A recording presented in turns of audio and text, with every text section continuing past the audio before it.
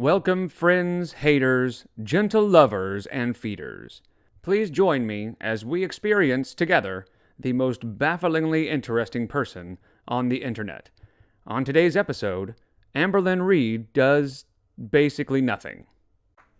Alright, so the craziness continues. We are square in the middle of, I think, what Amber wants to be Cookie Gate, or crumble Cookie Gate. The latest thing, I'm still convinced that if she didn't leak the video herself, I think she knows that it was going to happen. I think she was part of it, and at the very least was okay with it. But now, once that came out, there started being some rumors that maybe it was part of some feeder content that her and Emily were enjoying together, or at least Emily was enjoying. So, she is responding to that. Editing Hecticana here. Spoiler alert. She does not respond to that. So, and then I guess she's going to have some stuff to say about Alexis too. So, as you can see, it says, feeder allegations, living at 600 pounds, which is, I think, clickbait. I think she's just, she tends to be pretty good at rage baiting, but it's usually best when she doesn't mean to do it. When she tries to rage bait, it just comes off as annoying. But anyway, here we go. And if you would like to like and subscribe, that would literally be hectic. I'm not going to lie. Hey guys, welcome to a new video. So this is part one of a 4-part series where I answer 100 of your questions, and I think it's questions I've never answered before. But who knows? I've been on YouTube for 11 years, so I don't really remember what I've shared.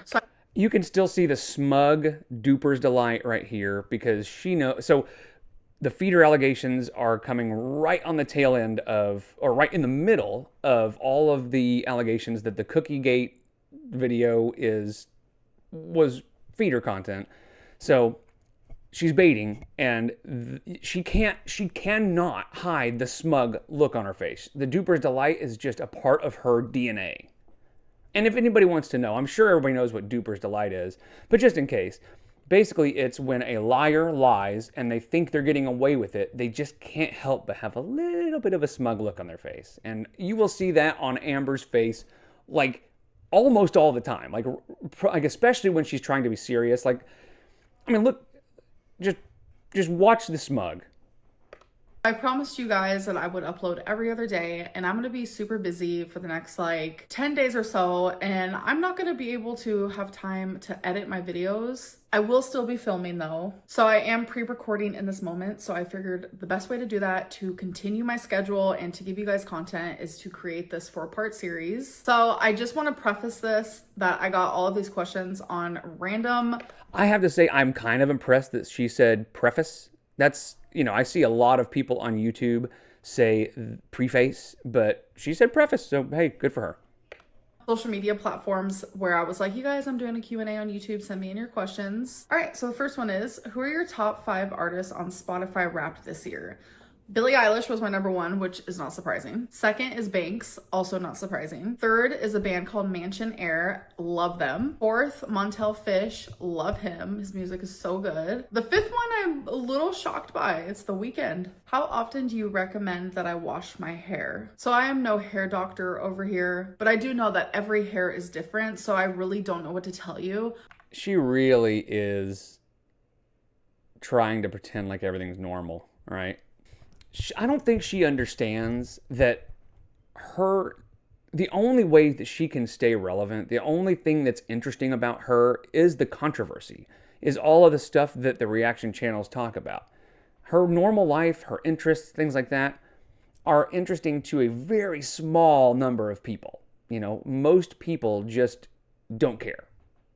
That the healthiest hair is if you wash it just a couple times a week. Speaking of hair, I do get this question a lot. Would you ever cut your hair into a bob? Absolutely not. That is not my style. I don't think it would look good on me. It looks good on other people, but that is not my thing. I love my hair long. That is how I've always loved it. In my early 20s, I did chop it all off. If I can find some photos, I'll post them here. But my hair was down to my butt. I went into the salon.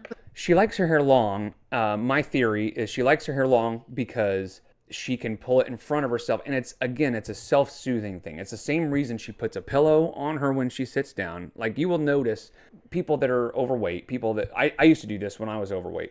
When I would sit down, I would put a pillow on me so you wouldn't see my belly hanging over, right? I would wear jackets all the time because it would cover up all my stuff.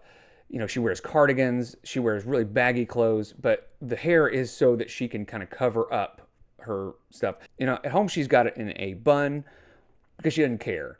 But when she's out in public, you'll notice she always has her hair down, and it's almost always in front of her because she feels it, even though it's not doing anything, subconsciously to her, it's sort of covering up the parts that she wants to cover up. Literally just wanting a hair trim, and I left with my hair to my shoulders and I cried. Yes, I did. It was the biggest mistake. I will never do it again. Have you ever been to Disneyland? I have. I've been twice. Both times I went, I was 17. So if you guys remember me sharing, my foster mom did pass away recently, and it was actually that foster mom that made that dream come true for me. I know this is going off on something completely different, but a lot of people have heard me talk a lot of bad things about foster care because I do have a lot of bad experiences in foster care. I will not deny that, but there are some positives as well, and that is one of them. Are you going to? So what's happening now is she is responding to all of the feedback, I guess you could say, when the rarity issue happened, which, by the way, whatever happened with that. Now, I was like, there's not much she can really say about that now, right? She pretends like she took accountability for it, but really it was, yeah, I left the door open, but it was because of Jordy, and it was because of stress, and blah, blah, blah, blah. But when that happened, she needed something to distract everybody, right? And so she comes out all of a sudden with my dad and my brother and my foster mom died and all that stuff. And everybody was like, what does that have to do with anything? And also, you have talked constantly about how you hated foster care. So it was and felt like just a distraction, right? She was trying to just come out and say, I know you're still talking about rarity, but look over here. Look at this stuff over here. Like, I'm so sad about this stuff. Like, she's never talked about her foster. I've never heard her talk about her foster mom. The only thing she's ever said about foster care has been negative. So then all of a sudden, when she needs people to feel sorry for her, which is all the time, right? She just always needs people to feel sorry for her. She all of a sudden breaks out, my foster mom died. And that's why she even said any of that. Fan art. No, not in that way, because it was just something I wanted to add as a part of Vlogmas that I thought was really fun, and I enjoyed doing it. Do you have any New Year's? Bro, if you're a big enough fan of Amberlynn Reid to do fan art, I'm sorry. I'm sorry that this is kind of the hand you've been dealt, but I'm sorry. Resolutions. Honestly, normally I have a whole list of resolutions and goals and things I want to succeed at, and I never follow through with any of them. So I think it's just really easy and manageable if I sit here and say, I just want to improve as a person. I'm impressed that she actually admitted that, right? She has never followed, well, she says she never followed through with resolutions. She's never followed through with anything ever. So, hey, it's the first step. I'm going to give credit where credit's due. And the fact that she admits a fault, admits something that we've all said forever, so hey, she's on the right track, I guess. That's mentally, physically, spiritually. Like, I am very into the universe, and I believe that the universe and me are connected. I know that sounds weird to some people, but that's okay. Like, I really just want to be just a better person in general, and I know I can start that anytime, and I have definitely improved over the years. But 2025, I really do want to focus more on the therapy aspect and improving my health aspect. Not really set out flat out goals, more so just every day, even if it's just me being 1% better than I was the day before. What was your favorite? I'm going to save this video, and on January 1st, 2026, I'm going to see just how much better she got, because she claims that she's already better than she used to be.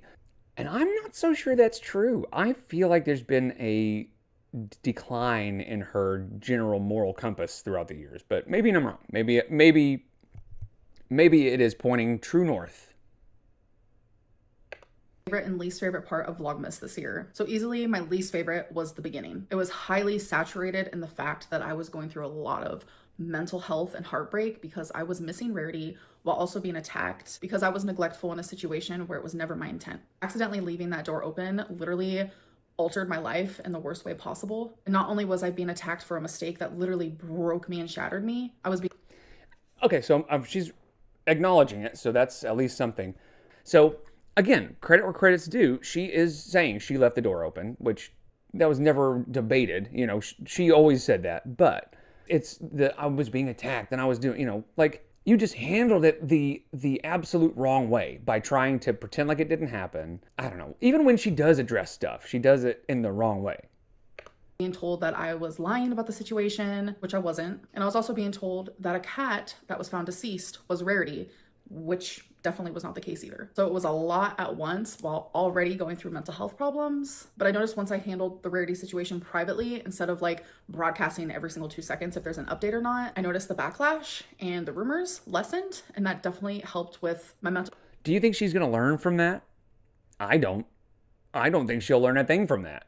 You know, people have been telling her forever, if you just ignore what people are saying, it goes away. And that's true. People do it because they know she's going to respond. They like, and here's the thing, people are going to talk no matter what, right? But the more she responds, the more, out of control things get. So I don't think she's going to learn a thing from that. But I will say, the rarity thing was pretty, like, she was wrong. She did the wrong thing. She tried to blame it on stress and reaction channels and all that stuff. So she handled it poorly. But, part of me is a little sympathetic, which is, I hate to use that word with Amberlynn, but people did go a little overboard with the whole rarity thing, and the cat that might have been rarity, and that all kind of got out of control. But she has such a history of lying and making up documents and faking calls and texts and stuff like that, that it wasn't out of the realm of possibility that she would fake a call from a place like that. But she clutches her pearls and is like, I can't believe you would think I would lie about, like, you've lied about so much. You can't very well say, oh, I can't believe you'd think I'd lie about that. Like, of course you would. I mean, that would actually be pretty normal for you. But that whole situation was pretty shitty in the long run. But yeah, I mean, she this is the bed that she has made, and she doesn't like lying in it. Health and my heartbreak, to be honest. I would say the best part of Vlogmas was the fact that I completed it. And instead of letting my depression stop me from decorating for Christmas like it did last year. Okay, all right. Let's not get mixed up here. She completed Vlogmas, I mean, in the most technical sense of the term. Her videos were basically non-tent, right? It was nothing. So, I mean, yeah, technically she uploaded every day for 25 days. But, I mean, come on. I mean, I guess we could give her credit for uploading 25 days in a row. Because she did technically click the upload button 25 days in a row, so. I said, screw that. We're going to decorate for Christmas because I feel like that'll actually help my mood. And it genuinely did. Have you ever had a boyfriend before? Yes, I've had multiple boyfriends, but it was all like when I was a teenager and a kid, never as an adult. No.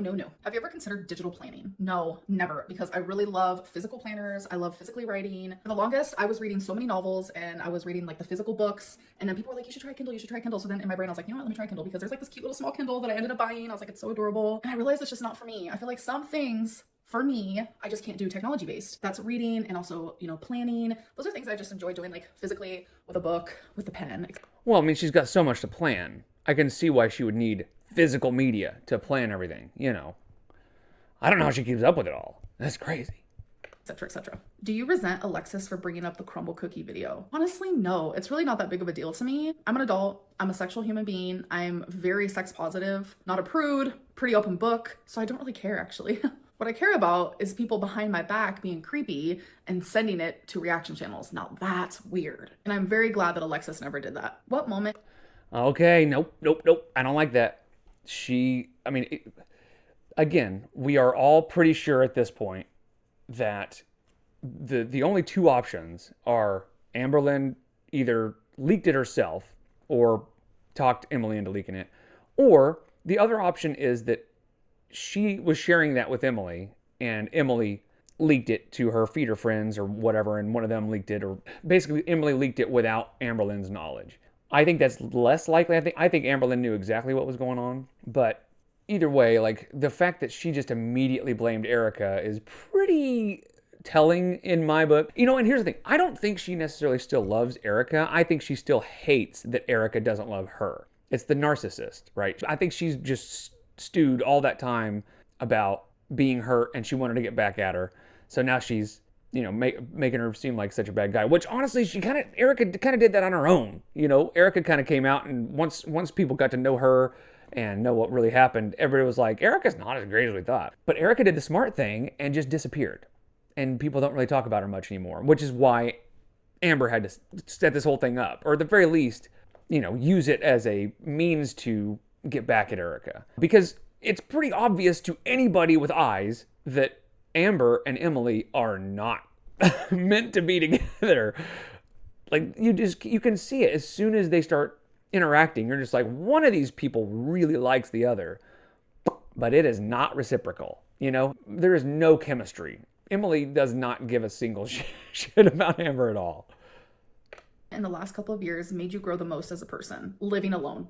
Absolutely. The first time I ever lived alone was when I was 32. And I'm now 34. I'm telling you, I genuinely believed in my soul for a majority of my life that I had to live with someone, that's the only way I was going to be happy. And I will say, again, credit where credit's due. She really did seem like I don't want to say grew up, but now can she really say, I mean, she was technically living on her own. She went to bed alone in an apartment by herself.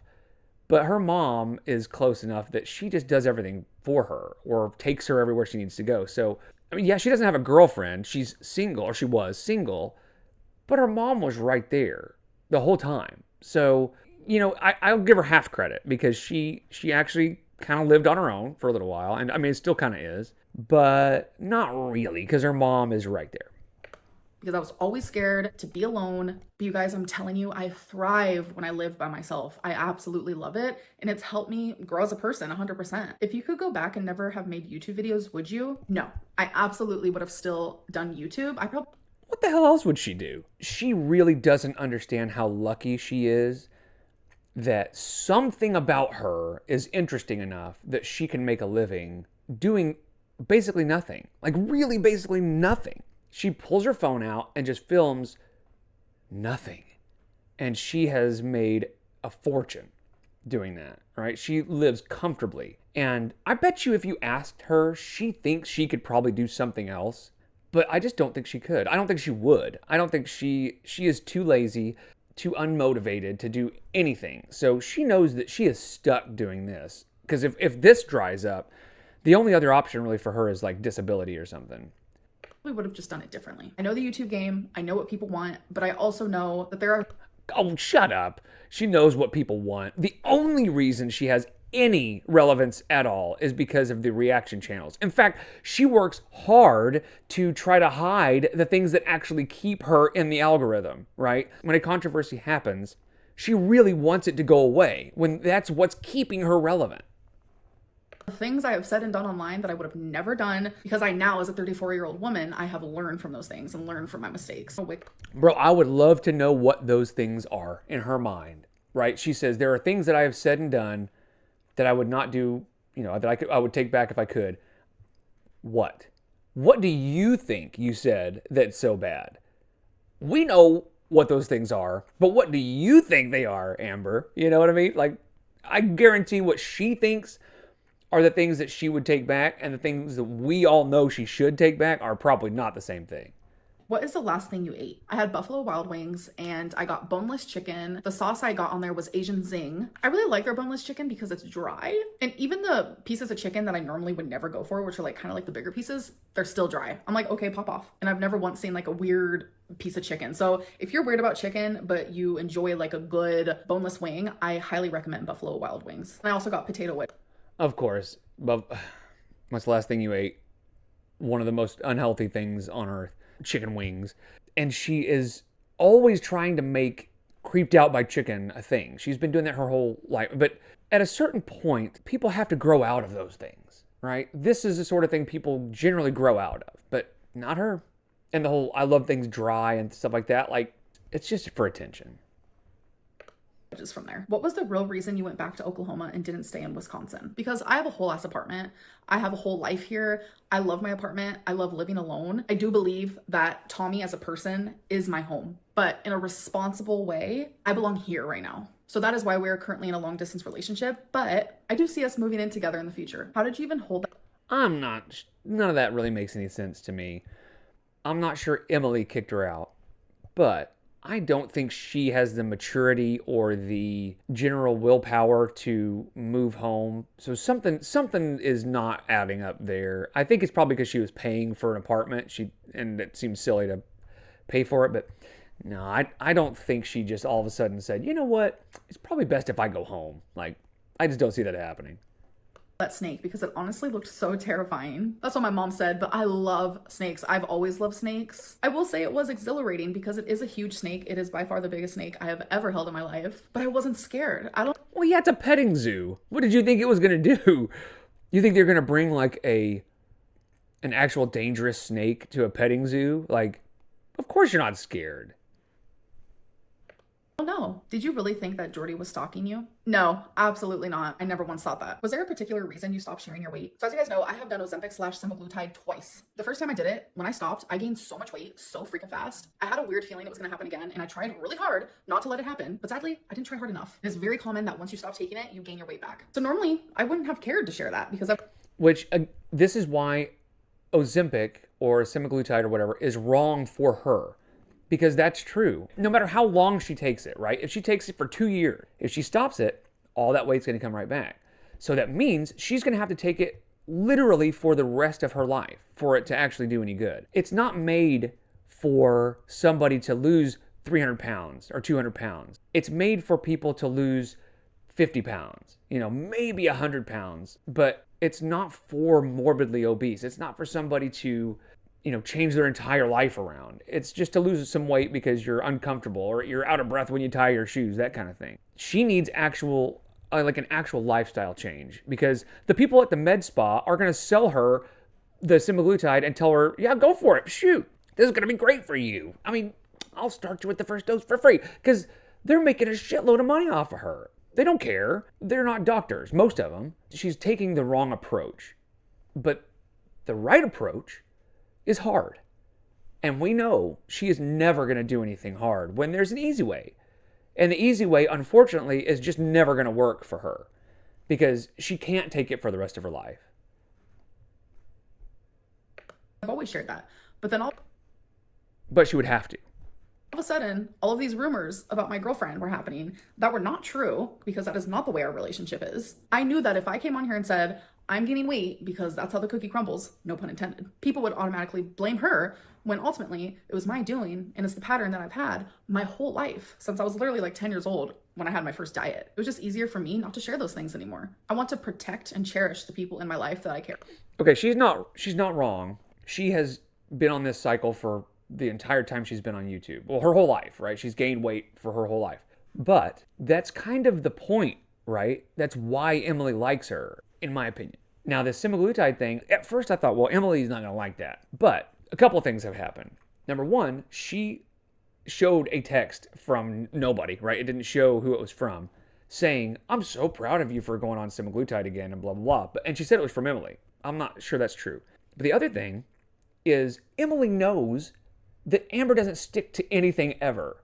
So I think Emily's smart enough to understand that she's just like, yeah, go for it. Because she knows in a month she's going to be right back where she was anyway, right? Does that help Emily get her fix for feeder stuff? I don't know. Maybe not.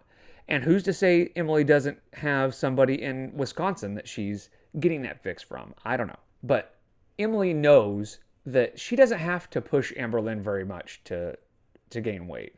Emily also knows that Amber is in the public eye. So it would be very difficult for Emily to really push the feeding stuff hard because it would be pretty noticeable. So I think she's just kind of playing her cards close to the chest to, that whole saying like give them enough rope to hang themselves sort of thing. She's just letting Amberlynn gain like she always does because she always has and she always will. About the rumors about Tommy are not true. Are you excited or nervous to try semaglutide again? I'm definitely both. Bro, yes, there is so much evidence. It's not like there was just a picture or two. Like it is overwhelming the amount of evidence that Emily has been in feeder Reddits, feeder communities, sharing that stuff. Her fiance who died because of obesity, and then 2 months. That is wild, and it is overwhelming. So the only two options are she was a feeder and then stopped when she started dating Amberlynn, which doesn't make any sense, or she's still a feeder. That's the only two options. There's no way that she was not a feeder at one point. and all the evidence is pointing that she still is a feeder. Excited and nervous, and I will definitely share more of that as I talk more about my journey. Will you ever admit you were actually 600 pounds? I am telling you, human to human, face to face, like I know you're not here, but I'm acting as if you are. If I was 600 pounds, I would not be able to move. I'm saying that based on like knowing how I feel now at the weight that I am. If I was 600 pounds, I would not be able to fit in my mother's car, let alone go and do things and walk around stores and go to bingo. It would not be happening. Can you show you? Well, they're not saying you're 600 pounds now. They think you were 600 pounds at some point.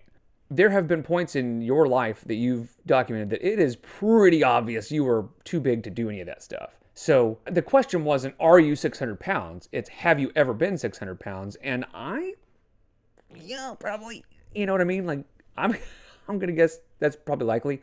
She still claims that she's only seen 574.2 or whatever it was on the scale. And then she just stopped weighing herself. And she gained a lot after that. So I don't think she's lying on that necessarily. I think she probably never saw 600 pounds on the scale, but I think she was. Your watch time on TikTok and Instagram?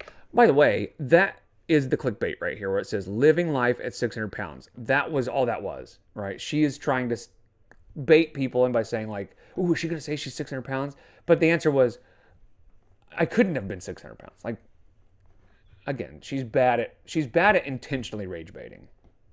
Sure. When someone asked this question, I screenshotted it just so I can remember because my memory is shit. I don't really go on TikTok and Instagram, as you can see. It does show on Friday that I was on TikTok for a bit more than usual. It's because I was gathering these questions. What has been the hardest part to overcome with having BPD? A lot. And I don't know if I've actually overcome any of it. So I'm kind of going to rewrite the question and ask it as if like, what's the hardest part about having BPD? It's the fact that you cannot regulate your emotions. Sometimes it feels physically impossible. Like during a BPD episode, which are actually... And we're all just going to remember that she has likely never been actually diagnosed with BPD. Right. I don't think she's ever actually said she was diagnosed with it, but one of the therapists that she was seeing was like, yeah, you kind of show the signs of BPD, but I don't believe she was diagnosed with that. I think she has NPD, narcissistic personality disorder, which, by the way, isn't it strange how somebody who is desperate to have mental illness or to be known as somebody who has mental illness will never bring up NPD, narcissistic personality disorder. Like the one thing that she probably actually has, she will never mention that. She will deny that forever. But I'll have BPD and OCD and bipolar and all this other stuff. But the one thing that we're all pretty sure she actually has, she won't ever mention that. Remember, she had ASMR. And that must have been a really tough time in her life. I'm glad that she overcame her ASMR. Sometimes called BPD tantrums, and that's not like in a rude way or whatever. It sounds rude because it's like tantrum, like calm down now, like I'm not throwing a tantrum, but that is just what it's called. So during those episodes, my rational self is still in here. She is like screaming at me, Amberlynn, stop, Amberlynn, calm down. See how animated she is, all this stuff. That is the lying. That's the overacting, because she's lying. She is just childish, and she can't regulate her emotions. It's because she is immature. But it's overcompensating because she doesn't actually know what she's talking about. And so she emphasizes these things by doing all the extra. And because she's bad at it. She's bad at lying. Amberlynn, it's going to be okay. Regulating those emotions and calming down, it literally feels like someone is telling you, you have to travel outside into space, and I want you to carry the world on your shoulders. That's not possible. It truly feels impossible to regulate your emotions. And I'm fully aware that DBT therapy can help with that. So another answer I have is having BPD makes everything feel more extreme than the average. Like the average person, they would say, yeah, I feel happy. Well, when we're happy, people with BPD, it feels euphoric. A regular person would feel angry. Us, we feel burning rage. A regular person feels sad. She's desperate for mental illness because it makes her feel like she's part of a community. I mean, look, this is a great example of why she pretends to have all these problems. She's like, look, we are like this. We are special. She is eternally unique, right? She has to be quirky and interesting and unique. So she decided BPD was a great way to do that. We literally feel like we're mourning the death of someone we have loved our entire lives. Everything feels so strong and like we're sensitive to like everything. So our moods switch really quickly. Like a lot of people get bipolar and borderline personality disorder mixed up because we both have mood shifts. So people with bipolar, their moods will change on days or weeks basis, while people with BPD like me, our moods will change multiple times a day, sometimes even multiple times an hour. It's exhausting for us, and I'm sure it's very exhausting for the people around us as well. Would you be able to be in a sexless relationship? No, no, no, no, no, no. This girly pop has done that before and she will never do it again. When I'm with the right one, I am like a sex machine.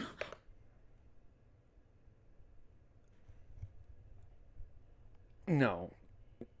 Because here's the thing. Just imagine the smell, right? Just imagine the smell. That's all I'm going to say. Just...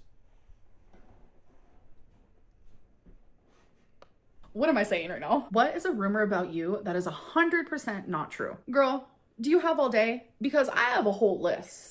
But for the sake of video purposes and time crunches, there is a few in particular that I would love to mention, but these are things that I promised myself I would never speak about again online. So we're gonna skip over those and move on to something else. I'm gonna choose something that is like currently happening. Two things actually. One, it is 100% not true. I am not a feedie. I am not in a feeder relationship. That is not what's happening here. Two, So there are two options. Either she is, or she doesn't know she is. I mean, that's it. Because it is pretty well documented that Emily is a feeder. No, there's no question about that now. Now, I have yet to see any proof. So, it's one of those things, take it with a grain of salt. But from what I've seen and what I've heard, Amber is sending Emily cookie crumble type videos. And Emily is sharing them with all her feeder friends. Now, whether Amber knows that or not, I would wager to say it's unlikely she doesn't know that. I'm sure she does. So, but the thing is, Amber has always said rumors about her aren't true when there has been proof, right? She basically just says anything that she doesn't like that's said about her is untrue, right? She never will fess up to anything. Again, the only options are she's a feedie or she doesn't know she is. The fact that some people actually believe this is sick. But there are people who believe that I let Rarity out on purpose to stay in Wisconsin longer. Tommy didn't want me to leave. Tommy said I am welcome there forever. Rarity is my heart, my soul, my best friend, my everything. I would have never in a million years done that. And if you know me in person, you would know that to be true. But that's what people do. They create these really disgusting rumors about me and just like hold on to them for dear life. I know nothing I say will ever change anyone's opinion. Now that one, I had forgotten people said that. That was... And the problem is when people say stuff like that, it invalidates all the actual criticism we have of Amberlynn, the stupid and crazy stuff that she actually does. When Rarity got let out, that never crossed my mind that she would have done that to stay there longer. And I remember somebody saying that and me going like, oh, come on. Like now we're pushing it a little too far, right? We say these extreme things about Amberlynn.